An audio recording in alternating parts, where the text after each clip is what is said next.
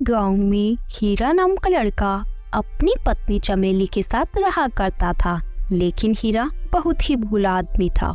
उसे गांव के सभी लोग पागल बना दिया करते थे और सब अपना काम करवा लिया करते थे। देखो, अब खेती के दिन आ गए हैं और आपने पिछली बार भी सही से खेती नहीं की थी। अरे चमेली, तुम ऐसा क्यों बोल रही हो?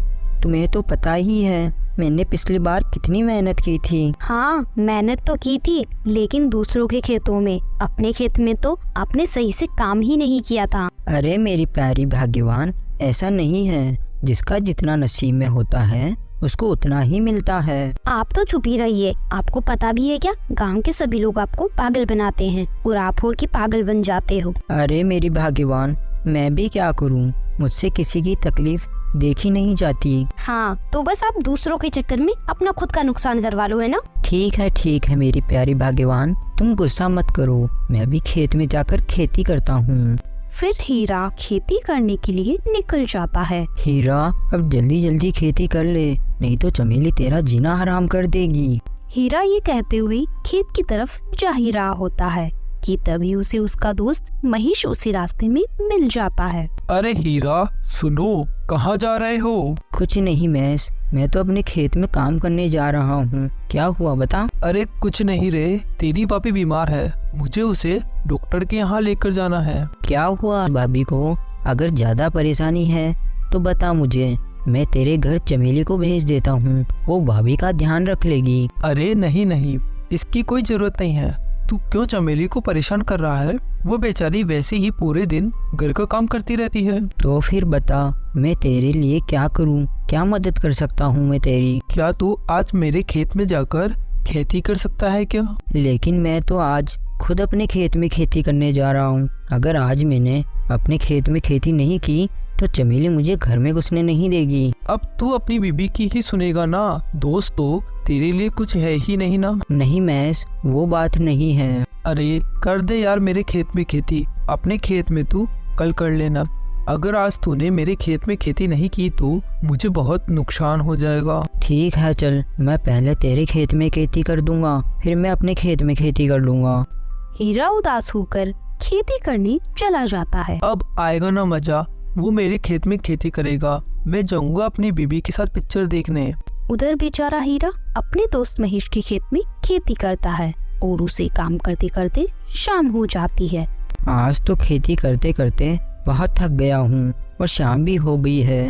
अब घर चलता हूँ, चमेली भी मेरा इंतजार कर रही होगी। इतना बोलकर हीरा अपने घर की ओर जाने लगता है, लेकिन तभी महेश उसे फिर से मिल जाता है। आ गया महेश तू? और अब भाभी कैसी है? डॉक्टर ने क्या कहा? क्या हुआ है उन्हें? अरे कुछ नहीं, वो तो तेरी भाभी को थोड़ी थकान हो गई थी, इसीलिए उसे थोड़े चक्कर आ रहे थे। अच्छा, तो ऐसी बात है। मैंने तेरा काम कर दिया है, अब मैं घर जा रहा हूँ। चमेली मेरा घर पर इंतजार कर रही होगी। तेरा बहुत धन्यवाद हीरा, जो तूने मेरा काम कर दिया। अरे यार महेश, तू कैसी बातें कर रहा है? अगर एक दोस्त दूसरे दोस्त के काम नहीं आएगा तो भला कौन आएगा?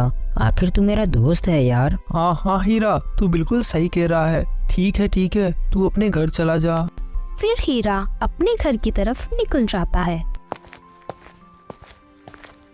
लेकिन हीरा घर के बाहर जाकर ही खड़ा हो जाता है। यार क्या करूं? घर के अंदर जैसे ही जाऊंगा चमेली आज मेरे ऊपर बहुत गुस्सा करेगी, लेकिन घर में जाना तो पड़ेगा ही। हे भगवान, अब आप ही मेरी रक्षा करना।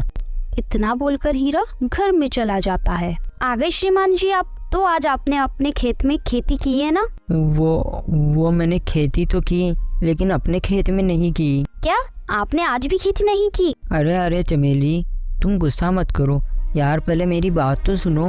वो क्या है ना, आज रमेश रास्ते में मिल गया था और उसकी पत्नी की तबीयत बहुत खराब थी, इसलिए उसको अपनी पत्नी को लेकर डॉक्टर के पास जाना था। इसलिए उसने मुझे कहा कि मैं उसके खेत में जाकर खेती करूं। अरे मेरे बुद्धूराम, महेश ने आज आपको फिर से पागल बना दिया। वो आज अपनी पत्नी के साथ पिक्चर देखने गया था। नहीं चमेली, ऐसी तो कोई बात नहीं है, तुम्हें कोई गलतफहमी हुई है। भला महेश मुझसे झूठ क्यों बोलेगा? कैसे मूर्ख इंसान से मेरी शादी करवाई है, मेरे तो कर्म ही फूट गए। सुन लो, अगर इस बार अच्छी खेती नहीं हुई तो मैं इस घर को छोड़कर अपने पिताजी के यहाँ चली जाऊंगी। फिर अगले दिन सुबह हीरा जल्दी खेत में काम करने के लिए निकल जाता है तो उसे रास्ते में फिर से महेश मिल जाता है। अरे अरे हीरा, कहाँ जा रहा है, वो भी इतनी जल्दी में? मैं अपने खेत में काम करने के लिए जा रहा हूँ। हीरा, मेरे खेत में थोड़ी सी खुदाई और बाकी रह गई है। आज मैं तुझे नहीं बोलता, लेकिन आज मेरे सर में बहुत तेज दर्द हो रहा है और मैंने शहर से बीज भी मंगवा लिए। अगर बीज को खेत में कल नहीं डाला तो वो खराब हो जाएंगे, इसलिए तो आज और मेरे खेत में खुदाई कर दे। नहीं महेश, मैं आज मेरे खेत में खेती करूँगा। तूने कल मुझे झूठ बोला था कि भाभी की तबीयत खराब है। चमेली ने बताया कि तू भाभी को लेकर पिक्चर देखने गया था। अरे नहीं नहीं हीरा, तेरी बीबी तुझे झूठ बोल रही है। वो अपनी दोस्ती तुड़वाना चाहती है, इसीलिए वो ऐसा बोल रही है। देख हीरा, मेरा तेरे सिवा कोई अच्छा दोस्त नहीं है, इसीलिए मैं तुझे बता रहा हूँ। मेरे खेतों में आज और काम कर दे बस, वरना मेरा बहुत नुकसान हो जाएगा। अगर तुझे अपने दोस्त का नुकसान देखना है तो तू फिर रहने दे।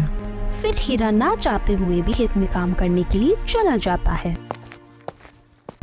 लेकिन थोड़ी देर हल चलाने के बाद उसका हल किसी चीज से टकराता है तो वो मुड़कर देखता है तो उसे एक सोने की मोरों से भरा हुआ मटका दिखाई देता है। अरे बाप रे बाप, ये तो इतनी सारी सोने की मोहरें हैं, लेकिन मुझे इसका क्या करना चाहिए? पहले मैं ऐसा करता हूँ, इस घड़े को अपने घर लेकर जाता हूँ। फिर हीरा उस घड़े को लेकर अपने घर आ जाता है। आज खेती में इतनी जल्दी ही खुदाई हो गई क्या? और आपके हाथ में ये क्या है? फिर हीरा उसे सारी बात बता देता है तो उसकी पत्नी ये सब सुनकर बहुत खुश हो जाती है। अरे वाह मेरे पतिदेव, आपने आज तो बहुत ही अच्छा काम किया है जो आप इसे यहाँ ले आए। अब तो हम इस गांव में सबसे अमीर हो जाएंगे। नहीं नहीं भाग्यवान, ये अपने हक का नहीं है, ये महेश के खेत में मिला है तो इसका हक केवल महेश का है। ठीक है, आप दे देना, लेकिन पहले आप जाकर तालाब से अपने लिए पानी लेकर आओ। अपने घर में पानी की एक बूंद नहीं है। ठीक है, चलो मैं पहले पानी लेकर आ जाता हूँ, फिर ये महेश को देने के लिए चला जाऊँगा। इतना बोलकर हीरा वहाँ से चला जाता है। मैं तो उनके पागलपन से परेशान हो चुकी हूँ। जब तक वो पानी भर कर आते हैं, जब तक मैं कुछ सोने की मोहरी निकाल कर घर में छुपा देती हूँ। इतना बोलकर चमेली घड़े में से कुछ सोने की मोहर निकाल लेती है। फिर थोड़ी देर बाद हीरा उस घड़े को लेकर अपने दोस्त के पास जाता है और उसे सारी बात बता देता है। क्या तुझे इतनी सारी सोने की मोहरें मिली है? तू मजाक तो नहीं कर रहा ना? हाँ महेश, मैं सच में मजाक नहीं कर रहा, लेकिन ये प्राचीन मोहरें हैं, इसलिए तुझे इनको सरकारी खजाने में जमा करवाना पड़ेगा। इसलिए तू उन्हें जमा कराने की व्यवस्था कर ले। अगर पुलिस को पता चल गया तो वो तुझे पकड़ कर ले जाएगी। हाँ हीरा, जरूर करूँगा, ये तो मेरा फर्ज है।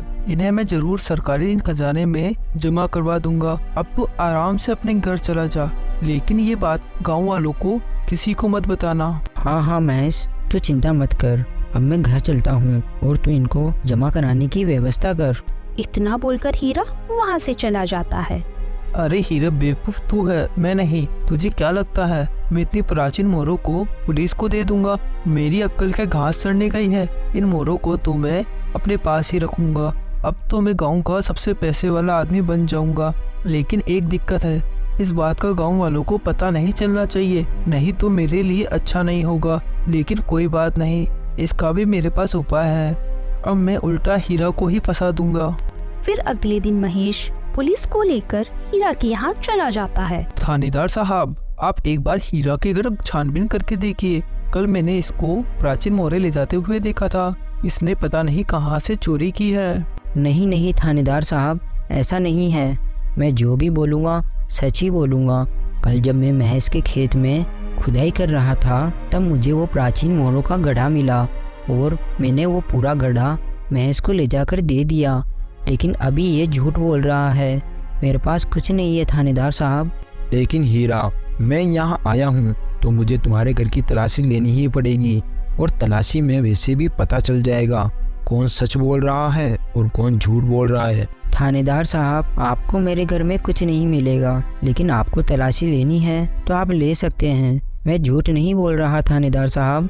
ये सब बातें सुनकर चमेली को डर लगने लगता है और वो अपने मन में सोचती है, अरे बाप रे, अगर थानेदार ने मेरे घर की तलाशी ली तो मेरी वो छुपी हुई मोहरें इनके हाथ लग जाएगी। नहीं नहीं, मैं ऐसा नहीं होने दूंगी। फिर चमेली थानेदार से बोलती है, थानेदार साहब, महेश हमारे ऊपर झूठा इल्जाम लगा रहा है और आप इनकी बातों में आकर आप हमारे घर की तलाशी नहीं ले सकते। मैं आपको हमारे घर की तलाशी नहीं लेने दूंगी। देखिए थानेदार साहब, ये औरत झूठ बोल रही है और इसे तो अपने घर में तलाशी करवाने में भी डर लग रहा है और मुझे लगता है प्राचीन मोहरों के अलावा इसके पास और कुछ भी है, इसीलिए इतना डर रही है। लेकिन छानबीन के दौरान हीरा के घर में थानेदार को चमेली की छुपाई हुई मोहरें मिल जाती है। हीरा, तुम तो कह रहे थे तुम्हारे घर में कोई सोने की मोहर नहीं है, तो फिर ये मोहरें कहाँ से आई? थानेदार साहब, मुझे सच में नहीं पता ये मोहरें मेरे घर में कहाँ से आई। मैंने वो गड़ा महेश को ही दिया था। तो तुम दोनों ऐसे सच नहीं बोलोगे। मैं तुम दोनों को मेरे साथ थाने लेकर चलता हूँ। तुम दोनों से मैं वही सवाल जवाब करूँगा। थानेदार साहब, आप हमें थाने मत लेकर जाइए, मैं आपको सब कुछ सच सच बताती हूँ। थानेदार साहब, मेरे मन में लालच आ गया था, इसलिए मैंने उस घड़े में से कुछ मोहरें अपने पास रख ली थी ताकि हमारा जीवन अच्छे से निकल जाए।